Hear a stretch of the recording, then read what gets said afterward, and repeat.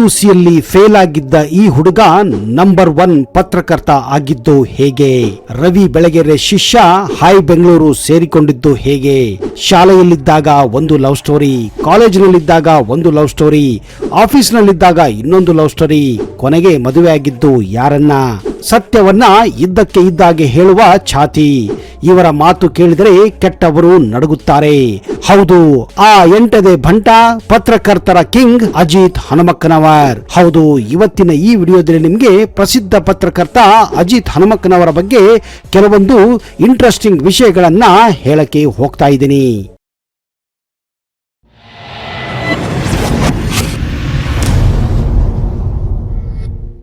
ಅಜಿತ್ ಹನುಮಕ್ಕನವರ್ ಕರ್ನಾಟಕದ ಒಬ್ಬ ಪ್ರತಿಷ್ಠಿತ ಹಾಗೂ ಪ್ರಭಾವಿ ಪತ್ರಕರ್ತ.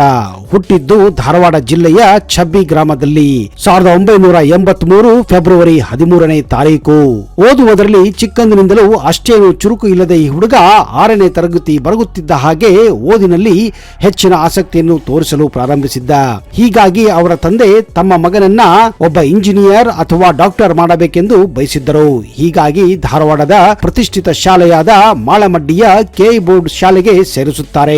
ಕಾರಣ 80ರ ದಶಕದಲ್ಲಿ ಕೆ ಬೋರ್ಡ್ ಶಾಲೆ ಇಡೀ ಕರ್ನಾಟಕದಲ್ಲಿಯೇ 10ನೇ ತರಗತಿಗೆ ಹಲವಾರು ರ್ಯಾಂಕುಗಳನ್ನು ಕೂಡ ಪಡೆಯುತ್ತಿತ್ತು. ಆದರೆ ಈ ಶಾಲೆಯಲ್ಲಿ ನಡೆದ ಒಂದು ಚಿಕ್ಕ ಗಲಾಟೆ ಅವರ ಸ್ವಾಭಿಮಾನಕ್ಕೆ ಧಕ್ಕೆ ತಂದಿತ್ತು. ಇದೇ ಕಾರಣ ಅವರು ಆ ಶಾಲೆಯನ್ನ ಬಿಡಬೇಕಾಗುತ್ತದೆ. ಮುಂದೆ ಅಜಿತ್ಗೆ ಶಾಲೆಯಲ್ಲಿದ್ದಾಗಲೇ ಒಂದು ಹುಡುಗಿಯ ಮೇಲೆ ಮನಸ್ಸು ಕೂಡ ಬಂದಿತ್ತು. ಇದನ್ನ ಪ್ರೀತಿ ಅನ್ನುತ್ತೀರೋ, ಫ್ರೆಂಡ್ಶಿಪ್ ಅನ್ನುತ್ತೀರೋ, ಇನ್ಫ್ಯಾಚುಯೇಷನ್ ಅನ್ನುತ್ತೀರೋ ಅಥವಾ ಕೇವಲ ಒಂದು ಕಲ್ಪನೆ ಅನ್ನುತ್ತೀರೋ ಅನ್ನೋದು ಅಜಿತ್ಗೆ ಗೊತ್ತಿರಲಿಲ್ಲವಂತೆ. ಅವರ ಪ್ರಕಾರ ಇದು ಅವರ ಫಸ್ಟ್ ಲವ್. ಆದ್ರೆ ಯಾವತ್ತೂ ಕೂಡ ಆ ಹುಡುಗಿಯನ್ನ ಅವರು ಮಾತನಾಡಿಸಿರಲಿಲ್ಲ. ಆದ್ರೆ ಮನಸ್ಸಿನಲ್ಲಿ ಅವಳೇ ಇರುತ್ತಿದ್ದರು ಎಂದು ಇತ್ತೀಚಿನ ಒಂದು ಸಂದರ್ಶನದಲ್ಲಿ ಹೇಳಿಕೊಂಡಿದ್ದಾರೆ. ಮುಂದೆ ಛಬ್ಬಿಯಲ್ಲಿ ಇರುವಂತಹ ಚನ್ನಬಸವೇಶ್ವರ ಶಾಲೆಯಲ್ಲಿ ತಮ್ಮ 10ನೇ ತರಗತಿಯನ್ನ ಮುಗಿಸುತ್ತಾರೆ.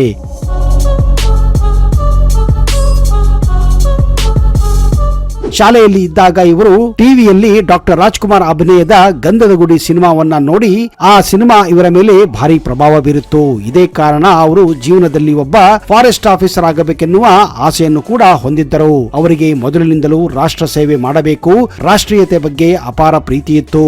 ಶಾಲೆಯಲ್ಲಿದ್ದಾಗಲೇ ಒಬ್ಬ ದೇಶಭಕ್ತರಾಗಿದ್ದರು. ಇದೇ ಕಾರಣ ಅವರು ಶಾಲೆಗಳಲ್ಲಿ ಸ್ವಾತಂತ್ರ್ಯೋತ್ಸವ, ಗಣರಾಜ್ಯೋತ್ಸವ ಸಂದರ್ಭದಲ್ಲಿ ಭಾಷಣಗಳನ್ನು ಕೂಡ ಮಾಡುತ್ತಿದ್ದರು. ಈ ಭಾಷಣಗಳು ಅವರ ಗುರುಗಳ ಮೇಲೆ ಹಾಗೂ ಇತರೆ ವಿದ್ಯಾರ್ಥಿಗಳ ಮೇಲೆ ಭಾರಿ ಪ್ರಭಾವವನ್ನೇ ಬೀರುತ್ತು. ಆದ್ರೆ ಈ ಸಮಯದಲ್ಲಿ ಅವರ ಮನೆಯಲ್ಲಿ ಒಂದು ದುರ್ಘಟನೆ ನಡೆಯುತ್ತದೆ. ಯಾವುದೋ ಒಂದು ಕ್ಷುಲ್ಲಕ ಕಾರಣಕ್ಕಾಗಿ ಅವರ ದೊಡ್ಡಪ್ಪರ ಹತ್ಯೆಯಾಗಿ ಹೋಗುತ್ತದೆ. ಈ ಒಂದು ಘಟನೆ ಅಜಿತ್ ಮೇಲೆ ಭಾರಿ ಪರಿಣಾಮವನ್ನೇ ಬೀರಿತ್ತು. ಯಾಕಂದ್ರೆ ಪೊಲೀಸರು ಆ ಕೊಲೆಯನ್ನು ಭೇದಿಸಲು ಸಾಧ್ಯವಾಗಲಿಲ್ಲ. ಹೀಗಾಗಿ ತಾವು ಒಬ್ಬ ಪೊಲೀಸ್ ಅಧಿಕಾರಿ ಆಗಬೇಕೆನ್ನುವ ಬಯಕೆ ಅವರಲ್ಲಿ ಪ್ರಾರಂಭವಾಗಿತ್ತು. ಇದೇ ಕಾರಣ ಅವರು ಹೆಚ್ಚಾಗಿ ಕ್ರೈಮ್ ಸಂಬಂಧಿತ ಕಥೆಗಳನ್ನ, ಸುದ್ದಿಗಳನ್ನ ಓದಲು ಪ್ರಾರಂಭಿಸಿದ್ದರು. ಈ ರೀತಿ ಅವರಿಗೆ ಈ ಕ್ರೈಮ್ ವಿಚಾರದಲ್ಲಿ ಹೆಚ್ಚಿನ ಒಲವು ಪ್ರಾರಂಭವಾಗುತ್ತದೆ. ಇದೇ ಸಂದರ್ಭದಲ್ಲಿ ಹೈ ಬೆಂಗಳೂರು ಎನ್ನುವ ಪತ್ರಿಕೆ ಕೂಡ ಪ್ರಚಲಿತವಾಗಿತ್ತು. ಇದು ಹೆಚ್ಚಾಗಿ ಕ್ರೈಮ್ ನ್ಯೂಸ್ಗಳನ್ನ ಪ್ರಸಾರ ಮಾಡುತ್ತಿತ್ತು. ಹೀಗೆ ಹೈ ಬೆಂಗಳೂರು ಪತ್ರಿಕೆ ಅಜಿತ್ ಹನುಮಕ್ಕನವರ ಮೇಲೆ ಭಾರಿ ಪ್ರಭಾವವನ್ನೇ ಬೀರಿತ್ತು. ಅಷ್ಟೇ ಅಲ್ಲದೆ ಅವರಿಗೆ ಈ ಪತ್ರಿಕೆಯನ್ನು ನಡೆಸುತ್ತಿದ್ದಂತಹ ರವಿ ಬೆಳಗೆರೆ ಅಂದ್ರೆ ತುಂಬಾ ಇಷ್ಟವಾಗಿದ್ದರು. ಅವರ ಬರವಣಿಗೆಗಳು ಅಷ್ಟೇ ಪ್ರಭಾವ ಅವರ ಮೇಲಾಗಿತ್ತು.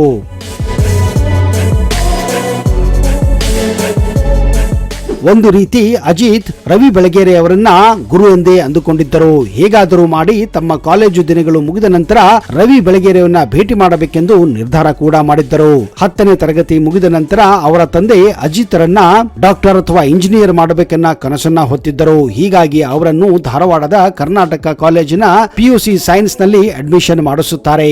ಆದ್ರೆ ಅಜಿತ್ಗೆ ಮೊದಲಿನಿಂದಲೂ ಮ್ಯಾಥಮೆಟಿಕ್ಸ್, ವಿಜ್ಞಾನದ ವಿಷಯಗಳೆಂದ್ರೆ ಅಷ್ಟಕ್ಕಷ್ಟೇ. ಅವರಿಗೆ ಏನೇ ಇದ್ದರೂ ಒಬ್ಬ ಪೊಲೀಸ್ ಅಧಿಕಾರಿ ಆಗಬೇಕೆನ್ನುವ ಕನಸು ಇತ್ತು, ಅಥವಾ ರವಿ ಬೆಳಗೆರೆ ತರ ಕ್ರೈಮ್ ಜರ್ನಲಿಸ್ಟ್ ಆಗಬೇಕೆನ್ನುವ ಆಸೆಯನ್ನ ಹೊಂದಿದ್ದರು. ಹೀಗಾಗಿ ಅವರಿಗೆ ವಿಜ್ಞಾನದ ಸಬ್ಜೆಕ್ಟ್ ನಲ್ಲಿ ಅಷ್ಟೊಂದು ಆಸಕ್ತಿ ಇರಲಿಲ್ಲ. ಇದೇ ಕಾರಣ ಅವರು 2ನೇ ಪಿಯುಸಿ ನಲ್ಲಿ ಮ್ಯಾಥಮೆಟಿಕ್ಸ್ ಮತ್ತು ಬಯಾಲಜಿಯಲ್ಲಿ ಫೇಲ್ ಆಗಿ ಬಿಡುತ್ತಾರೆ. ಆದ್ರೆ ಕಷ್ಟಪಟ್ಟು ಮತ್ತೆ ಸಪ್ಲಿಮೆಂಟ್ ಪರೀಕ್ಷೆಯಲ್ಲಿ ಪಾಸ್ ಆಗುತ್ತಾರೆ. ಮುಂದೆ ಡಿಗ್ರಿಯನ್ನ ಕೂಡ ಅವರು ಮುಗಿಸುತ್ತಾರೆ. ಹೀಗೆ ಅಜಿತ್ ತಮ್ಮ ಡಿಗ್ರಿಯನ್ನು ಮುಗಿದ ತಕ್ಷಣವೇ ಬೆಂಗಳೂರಿಗೆ ಬರುತ್ತಾರೆ. ಅವರು ನೇರವಾಗಿ ಹೋಗಿದ್ದೇ ಹೈ ಬೆಂಗಳೂರು ಕಚೇರಿಗೆ. ಅಜಿತ್ಗೆ. ಕಾರಣ ತಮ್ಮ ಗುರು ಎಂದುಕೊಂಡಿದ್ದ ರವಿ ಬೆಳಗೆರೆಯವರನ್ನ ಭೇಟಿ ಮಾಡಲು. ಈ ಸಂದರ್ಭದಲ್ಲಿ ತಮ್ಮ ಪರಿಚಯನ ಮಾಡಿಕೊಂಡು ಕ್ರೈಮ್ ರಿಪೋರ್ಟರ್ ಆಗಬೇಕೆಂದು ತಮ್ಮ ಮನದಾಳದ ಮಾತುಗಳನ್ನ ರವಿ ಬೆಳಗೆರೆಯವರ ಹತ್ರ ಹೇಳಿಕೊಂಡಿದ್ದಾರೆ. ಅಜಿತ್ ಅವರ ಮಾತಿನ ಶೈಲಿಯನ್ನು ಕಂಡು ರವಿ ಬೆಳಗೆರೆ ಕೂಡ ಇಂಪ್ರೆಸ್ ಆಗಿದ್ದರು ಹಾಗೂ ತಮ್ಮ ಶಿಷ್ಯನಾಗಿ ತಮ್ಮ ಬಳಿ ಕೆಲಸ ಮಾಡಲು ಅವರನ್ನ ನೇಮಿಸಿಕೊಳ್ಳುತ್ತಾರೆ. ಹೀಗೆ ಪ್ರಾರಂಭವಾಗುತ್ತದೆ ಅಜಿತ್ ಹನುಮಕ್ಕನವರ್ ಪತ್ರಕರ್ತ ಜೀವನ. ಪ್ರಾರಂಭದಲ್ಲಿ ಹಲವಾರು ರೌಡಿಗಳನ್ನ ಹಾಗೂ ಕ್ರೈಮ್ ರಿಪೋರ್ಟ್ಗಳನ್ನ ಮಾಡಲು ಪ್ರಾರಂಭಿಸುತ್ತಾರೆ. ಅಜಿತ್ಗೆ ಹಾಯ್ ಬೆಂಗಳೂರೇ ಮನೆಯಾಗಿತ್ತು, ಹಾಯ್ ಬೆಂಗಳೂರೇ ಕಚೇರಿ ಕೂಡ ಆಗಿತ್ತು.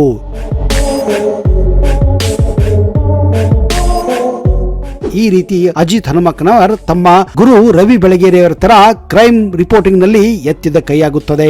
ಮುಂದೆ ಅವರು ಹಾಯ್ ಬೆಂಗಳೂರನ್ನ ರವಿ ಬೆಳಗೆರೆಯವರಿಗೆ ರೈಟ್ ಹ್ಯಾಂಡ್ ಕೂಡ ಆಗಿದ್ದರು. ಅಷ್ಟರ ಮಟ್ಟಿಗೆ ಗುರು ಶಿಷ್ಯರ ಸಂಬಂಧ ಇತ್ತು. ಮುಂದೆ ಅವರಿಗೆ ಮಾಸ್ಟರ್ ಡಿಗ್ರಿ ಮಾಡಬೇಕೆನ್ನುವ ಆಸೆ ಹುಟ್ಟುತ್ತದೆ. ಹೀಗಾಗಿ ಅವರು ತಮ್ಮ ಗುರು ರವಿ ಬೆಳಗೆರೆಯವರ ಪರ್ಮಿಷನ್ ತೆಗೆದುಕೊಂಡು ಬೆಂಗಳೂರು ಯೂನಿವರ್ಸಿಟಿಯಲ್ಲಿ MSc ಇನ್ ಎಲೆಕ್ಟ್ರಾನಿಕ್ ಮೀಡಿಯಾದಲ್ಲಿ ಮಾಸ್ಟರ್ ಡಿಗ್ರಿಯನ್ನು ಕೂಡ ಮಾಡುತ್ತಾರೆ. ಎಲೆಕ್ಟ್ರಾನಿಕ್ ಮೀಡಿಯಾದಲ್ಲಿ ಮಾಸ್ಟರ್ ಡಿಗ್ರಿ ಅಜಿತ್ ಜೀವನದಲ್ಲಿ ಹೊಸ ತಿರುವನ್ನೇ ಕೊಟ್ಟಿತ್ತು. ಕಾರಣ ಇದು ಇಷ್ಟು ದಿನ ಪ್ರಿಂಟ್ ಮೀಡಿಯಾದಲ್ಲಿ ಕೆಲಸ ಮಾಡುತ್ತಿದ್ದ ಅಜಿತ್ಗೆ ಈಗ ಎಲೆಕ್ಟ್ರಾನಿಕ್ ಮೀಡಿಯಾದಲ್ಲಿ ಅಂದ್ರೆ ಟಿವಿಯಲ್ಲೂ ಕೂಡ ರಿಪೋರ್ಟಿಂಗ್ ಮಾಡುವ ಅರ್ಹತೆಯನ್ನು ಕೂಡ ಕೊಟ್ಟಿತ್ತು. ಮುಂದೆ ಅವರು HS ರಂಗನಾಥ್ ಅವರ ಕೈಯಲ್ಲಿ ಸುವರ್ಣ ನ್ಯೂಸ್ ಅನ್ನ ಸೇರಿಕೊಳ್ಳುತ್ತಾರೆ. ಅಲ್ಲಿಯೂ ಕೂಡ ತಮ್ಮ ಛಾಪನ್ನ ಹಾಕುತ್ತಾರೆ. FIR ಅನ್ನೋ ಕಾರ್ಯಕ್ರಮವನ್ನ ಮಾಡುವ ಮೂಲಕ ದಿನ ಕಳೆದಂತೆ ಟಿವಿ ಕ್ರೈಮ್ ರಿಪೋರ್ಟ್ ನಲ್ಲಿ ಹೆಸರು ಮಾಡುತ್ತಾರೆ. ಅವರ ಹೆಂಡತಿ ಹೆಸರು ಸಹನಾ ಭಟ್. ಇವರು ಧಾರವಾಡದಲ್ಲಿ ಓದುತ್ತಿದ್ದಾಗಲೇ ಇವರಿಬ್ಬರ ಪರಿಚಯವಾಗಿತ್ತು. ಆಮೇಲೆ ಬೆಂಗಳೂರಿಗೆ ಬಂದ ಮೇಲೆ ಇವರಿಬ್ಬರ ನಡುವೆ ಸ್ನೇಹವಾಗುತ್ತದೆ. ಈ ಸ್ನೇಹ ಗಾಢವಾಗಿ ಪ್ರೀತಿಗೆ ತಿರುಗುತ್ತದೆ. ಸಹನಾ ಭಟ್ ಕೂಡ TV9 ನಲ್ಲಿ ಒಬ್ಬ ಕ್ರೈಮ್ ರಿಪೋರ್ಟರ್ ಆಗಿ ಕೆಲಸ ಮಾಡುತ್ತಿದ್ದರು. ಇವರಿಬ್ಬರ ಆಸೆಗಳು ಒಂದೇ ಇತ್ತು, ಕನಸುಗಳು ಕೂಡ ಒಂದೇ ಇತ್ತು. ಸಹನಾ TV9 ನಲ್ಲಿ ಕೆಲಸ ಮಾಡುತ್ತಿದ್ದರೆ ಅಜಿತ್ ಹನುಮಕ್ಕನವರ್ ಸುವರ್ಣ ಟಿವಿನಲ್ಲಿ ಕೆಲಸ ಮಾಡುತ್ತಿದ್ದರು. ಇಬ್ಬರು ಕ್ರೈಮ್ ರಿಪೋರ್ಟರ್ ಆಗಿದ್ದ ಕಾರಣ ಇಬ್ಬರಲ್ಲಿಯೂ ಕಾಂಪಿಟಿಷನ್ ಇರುತ್ತಿತ್ತು. ಹಲವಾರು ಕಾರಣಕ್ಕೆ ಜಗಳ ಕೂಡ ಆಗಿದ್ದವು. ಮುಂದೆ ಆ ಜಗಳವೇ ಅವರನ್ನ ಇನ್ನಷ್ಟು ಹತ್ತಿರಕ್ಕೆ ತಂದಿದ್ದವು. ಕಾರಣ ಅವರಿಬ್ಬರ ಅಭಿರುಚಿ ಒಂದೇ ಆಗಿತ್ತು.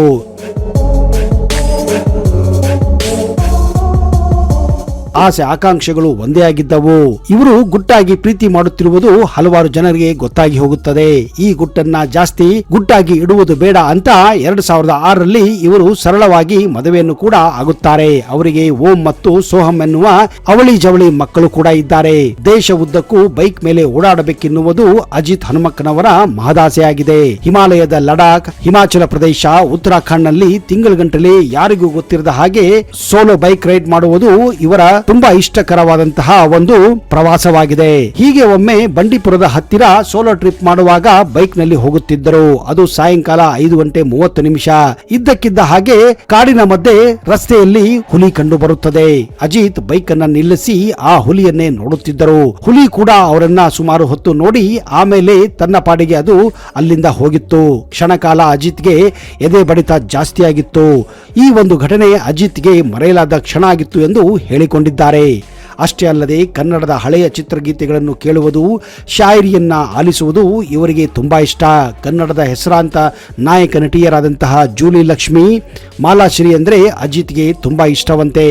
ಅಷ್ಟೇ ಅಲ್ಲದೆ ಕನ್ನಡದ ದಿಗ್ಗಜರಾದಂತಹ ಡಾಕ್ಟರ್ ರಾಜ್ಕುಮಾರ್, ವಿಷ್ಣುವರ್ಧನ್, ಅಂಬರೀಶ್, ಶಂಕರ್ ನಾಗ್ ಇವರು ಇಷ್ಟಪಡುವಂತಹ ಹೀರೋಗಳು. ಅದರಲ್ಲೂ ಶಂಕರ್ ನಾಗ್ ಅಂದ್ರೆ ಅಜಿತ್ಗೆ ಪಂಚಪ್ರಾಣ. ಶಂಕರ್ ನಾಗ್ ಅವರ ಸಾವು ಅಜಿತ್ ಮೇಲೆ ಭಾರಿ ಪರಿಣಾಮವನ್ನೇ ಬೀರಿತ್ತು. ಇವರ ಬರವಣಿಗೆ ತುಂಬಾ ಚೆನ್ನಾಗಿದ್ದ ಕಾರಣ ಹಲವಾರು ಸ್ನೇಹಿತರು ಇವರ ಬಳಿ ಲವ್ ಲೆಟರ್ ಗಳನ್ನ ಕೂಡ ಬರೆದುಕೊಂಡು ತಮ್ಮ ಹುಡುಗಿಯರಿಗೆ ಕೊಡುತ್ತಿದ್ದರಂತೆ. ಸಮಯ ಸಿಕ್ಕಾಗಲೆಲ್ಲ ಇವರು ತಮ್ಮ ಊರಾದಂತಹ ಧಾರವಾಡ ಜಿಲ್ಲೆಯ ಚಬ್ಬಿಗೆ ಹೋಗುತ್ತಾರೆ. ಹೊಲದಲ್ಲಿ ಕೆಲಸ ಮಾಡುವುದು ಇವರಿಗೆ ಇನ್ನೊಂದು ತುಂಬಾ ಇಷ್ಟವಾದಂತಹ ಕೆಲಸ. ಇವರ ಸ್ವಭಾವ ಮೃದುವಾಗಿದ್ದರೂ ಮಾತುಗಳು ಮಾತ್ರ ಅಷ್ಟೇ ತೀಕ್ಷ್ಣವಾಗಿವೆ. ಇದ್ದ ವಿಷಯವನ್ನ ಇದ್ದಕ್ಕೆ ಹೇಳುವುದೇ ಅಜಿತ್ ಛಾತಿ. ಅಂದ್ರೆ ಸ್ಟ್ರೈಟ್ ಫಾರ್ವರ್ಡ್ ಅಂತಾನೆ ಹೇಳಬಹುದು. ಇವರ ಮಾತುಗಳು ಕೆಟ್ಟವರಿಗೆ ನಡುಕವನ್ನೇ ಹುಟ್ಟಿಸುತ್ತವೆ. ಇದೇ ಕಾರಣ ಕರ್ನಾಟಕದಂತ ಇವರನ್ನ ಇಷ್ಟಪಡುವಂತಹ ಲಕ್ಷಾಂತರ ಅಭಿಮಾನಿಗಳಿದ್ದಾರೆ. ಇವರ ಮಾತುಗಳು ಇಷ್ಟವಾಗದೆ ಇದ್ದವರು ಇವರನ್ನ ಟೀಕಿಸುತ್ತಾರೆ. ಆದ್ರೆ ಅಜಿತ್ ಅದರ ಬಗ್ಗೆ ಡೋಂಟ್ ಕೇರ್. ಅಜಿತ್ ಪ್ರಕಾರ ಸತ್ಯ ಹೇಳುವುದು ನನ್ನ ಧರ್ಮ ಎಂದು ಹೇಳುತ್ತಾರೆ.